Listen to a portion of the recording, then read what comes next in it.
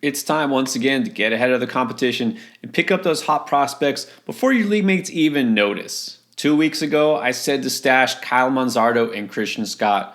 Hopefully you listened. So, who's ready to make a splash next? Let's find out. If you love watching baseball and playing fantasy baseball, you probably love playing MLB The Show on PlayStation, Xbox, or Switch. Well, the best place to get those stubs without paying full price is MMOAH.com.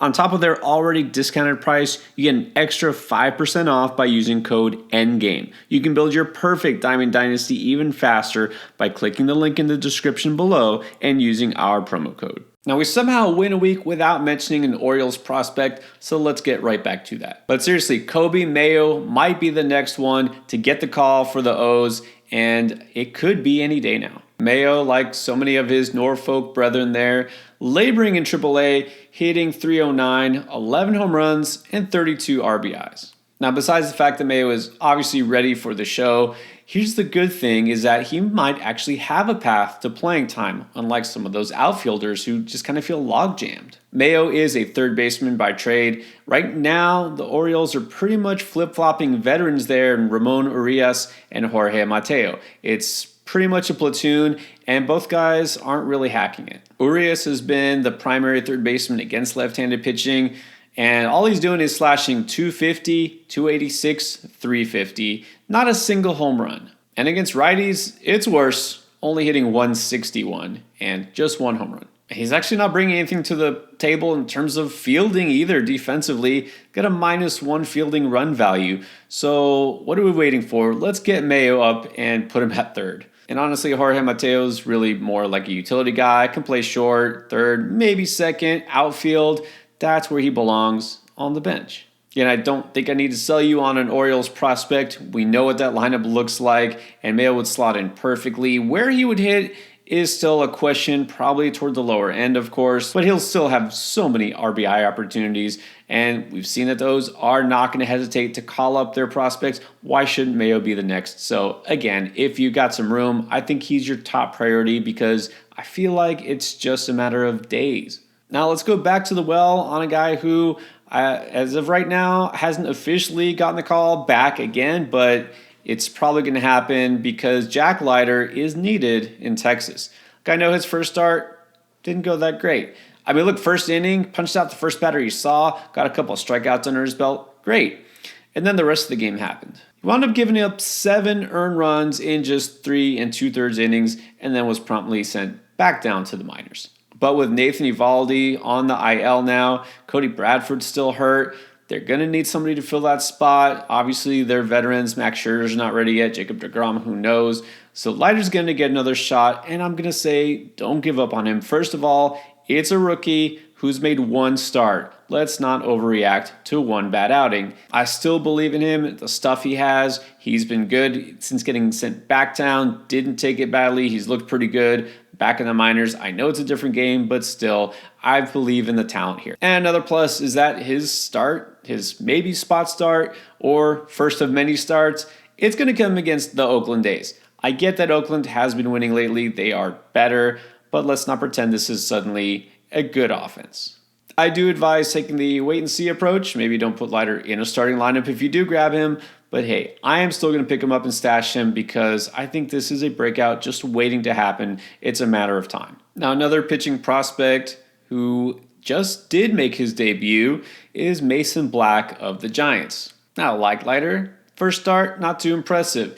Although, actually, he was kind of cruising along the first 4 innings, and then Bryce Harper happened to him. Gave up a 3-run bomb, and that was it for him. So his final line, 5 runs on 8 hits in 4 1/3 inning. Struck out 4, walked 3. Again, not great stuff. I will say this, road game against Philly, not ideal for a debut. But I think Black does get another shot. Obviously, he was called up because they want to see what he can do. This is a top 10 prospect for the Giants. Last year, across both double and triple A, in 123 innings, he posted a 3.71 ERA, 1.21 whip, and a 30% strikeout rate. Now, MLB Pipeline ranks him as the Giants' number 8 prospect. Fangraphs isn't as high on him, have him down at 16th in terms of just San Francisco farmhands. Well, they don't feel like he has a good enough secondary pitch to be an out pitch. I mean, we'll see how this plays out. Obviously, evaluations differ and results will vary. But right now, I'll say Black is a talented pitcher who's getting a shot, and San Francisco is a good pitching environment. We know this. Now, I pretty much say this with any rookie pitcher, no matter how high of a prospect. Paul Skeens might be an exception, but look, stash, wait, see how they do. As you can see with Black and Lighter, this is why, right? First starts don't always go swimmingly for a young pitcher, but there is upside here. Let's see how he does in his next turn. Now, also in San Francisco, let's turn to the offense, which really is a little bit more of an issue for them these days. This is a team that's just really unexciting offensively. They're okay, but right now ranked 23rd in runs scored. It's a team that's 6 games under 500. They need some sort of a boost. Maybe it will come in the form of Marco Luciano.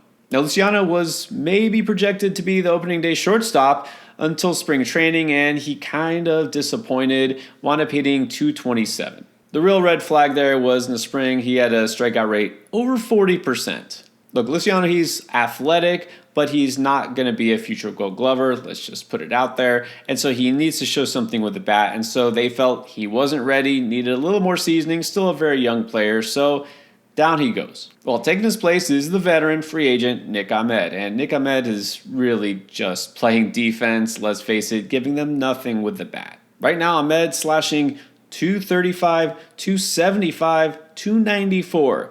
That's right.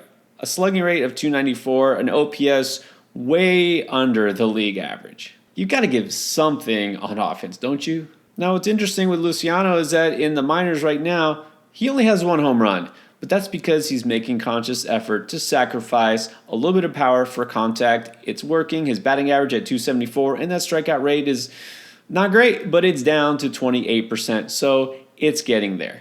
I do think it'll be a little longer before we see this move happen, but it feels inevitable. You know, at some point, the Giants have got to do something to give a spark to that offense. Luciano is their number 2 overall prospect, and the guy who's been on the radar for years, ever since he was signed. Very high ceiling, especially in the power department. It is going to take a little bit more seasoning, but I think we see him get called up midsummer at the latest, and who knows, if he's really ready, he could make an instant impact. Now I'm going to go back to the well again on Aurelvis Martinez. Again, that Toronto offense still needs some sort of punch here. I mean, they haven't really turned it around. We've seen some glimmers of hope from their guys, but still, why not give Martinez a chance? He's crushing at the AAA level, and maybe he can do what Addison Barger didn't do. I thought Martinez would get the call 2 weeks ago, and instead, it was Barger. And you see what happened? He couldn't even buy a hit and was immediately optioned back down to the minors. So now I think it's Martinez's turn, finally. As of this moment, Martinez hitting .296, 8 home runs, and 24 RBIs. Now, the only difference here is that Barger, they brought him up and they immediately stuck him in left field because maybe weren't overly thrilled with Davis Schneider. There was an opening there, but now we see Kevin Kiermaier off the IL. He's going to be everyday center fielder. This pushes guys around, and that means, well, if they're going to bring up Martinez, it's to play third base, his natural position. I guess they're not ready to do that. They don't want to push Isaiah Kiner-Falefa off third yet for some reason. Again, I think this would help their team, their offense, but they don't seem to realize that. But hey, things change. Maybe when they feel Martinez is ready, they're going to finally give him a shot. I feel like the Barger experiment not working out just makes the chances of Martinez getting called up even better. And this is a player that, again, if you do want to stash, you got to get on it. He's already owned in about 20% of Yahoo leagues. He's a player that I personally do have stashed in a couple leagues. And if we want to get a little deeper, maybe you in Dynasty or Keeper leagues are looking for a prospect that maybe a lot of people aren't on yet. All right, I got you. Let's go to the Cardinals. Sam Robertsay. As you might have guessed, Robertsay is a Dutchman, 22-year-old right-hander, the number 12 prospect for the Cardinals right now. Now, Steven Matz just went on the IL for St. Louis, so Matthew Liberatore, who was one of their top prospects at one point, is going to get a shot to be in the rotation. Let's see how that goes. He has never quite put it together. A ton of arm talent there, but so much inconsistency. But look, another injury crops up, or he doesn't work out.